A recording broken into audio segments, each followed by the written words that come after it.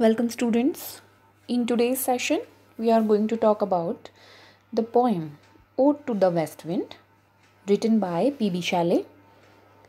So the poem was written in 1819 but it was published in 1820 and it is considered as one of Shelley's greatest poems. Ode to the West Wind. So we know that an ode is a poem that is addressed to a particular subject. And in the poem, the poet expresses his thoughts and feelings about that particular subject. Here in this poem, Shelley has chosen the west wind as his subject, and the poem is addressed to the west wind.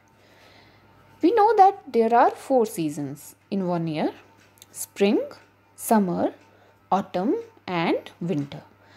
And blowing of the west wind marks the ending of the summer and beginning of the autumn season.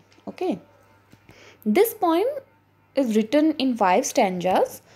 In the first stanza, poet describes the activities of the west wind on land. In the second stanza, he describes the activities of the west wind in the air. In the third stanza, he talks about the effects of the west wind on water. Then in the fourth stanza, he establishes a link between his own personality and the personality of the west wind. And in the fifth stanza, poem ends with a note of optimism. Now you are looking at the text of the poem. So let us begin. O wild west wind, thou breath of autumn's being, thou from whose unseen presence the leaves dead are driven like ghosts from an enchanter fleeing. In the very beginning, the poet personifies the west wind and addresses the wind. O west wind. Now here he is addressing to the west wind. Thou means you. Breath of autumn's being. Breath means sans. Thou breath of autumn's being. Autumn is the season after summer and before winter. You can also say Sharad Ritu.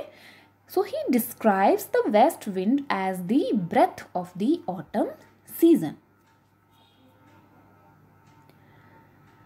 Thou, from whose unseen presence the leaves dead are driven like ghosts from an enchanter fleeing. Thou means you.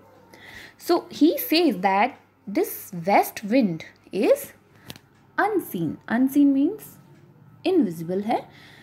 He says that this west wind is invisible, but you can feel its presence when it blows and drives the dead leaves lying on the ground. In the season of autumn, trees shed their leaves and there are leaves everywhere on the ground, and when the west wind blows, it drives away all the dead leaves lying on the ground. So he says, thou from whose unseen presence the leaves dead are driven like ghosts from an enchanter fleeing. Like ghost from an enchanter fleeing. Enchanter means magician. So here poet uses a simile, and he compares the dead leaves with ghosts or spirits, you can say, and he compares the west wind with an enchanter. Enchanter means magician, jadugar. So the west wind drives the dead leaves away in the same way as the magician drives away ghosts or spirits.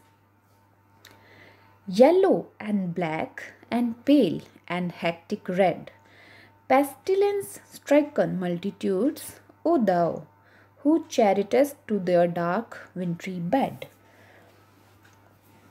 Yellow and black and pale and hectic red. Now here the poet describes these dead leaves as yellow, black, pale and red in color. Okay.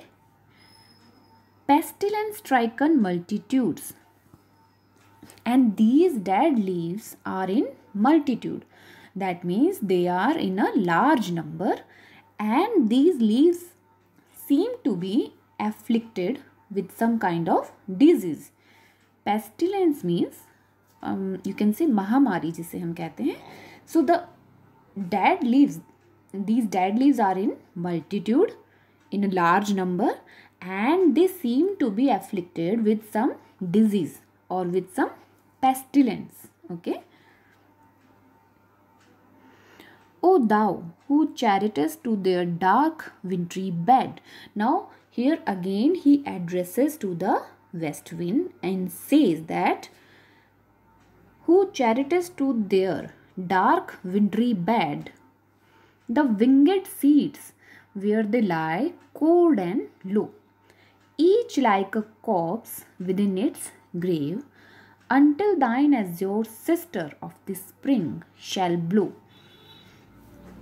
Now here in these lines he is addressing the west wind and says that the wind carries the winged seeds. Also the wind carries these seeds to their dark wintry bed where they lie cold and low. So autumn is the season that comes before the winter, and after winter comes spring season. Spring means basant ritu जिसे कहते हैं. In spring season fresh buds bloom and vegetation begins to reappear. But in winter these seeds that will germinate in the spring season, they lie in a passive state beneath the ground. Okay. In the winter these seeds are in their dark bed because they are under the earth, and they will continue to lie underground till the season of spring comes. So here poet says that like corpse within its grave, until thine azure sister of spring shall blow. So here the poet compares these underground seeds with corpse. Corpse means dead body, or you can say lash. Okay, within its grave.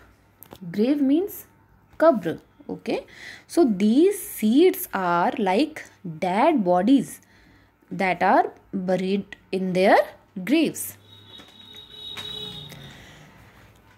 and they will continue to remain underground till the spring season comes. Thine azure sister of the spring shall blow her clarion over the dreaming earth, and fill with living hues and odors plain and hill.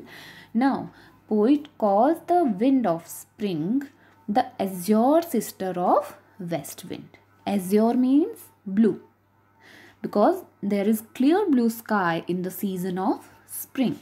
So he says that when spring will come, it will blow her clarion. Clarion means trumpet. Okay.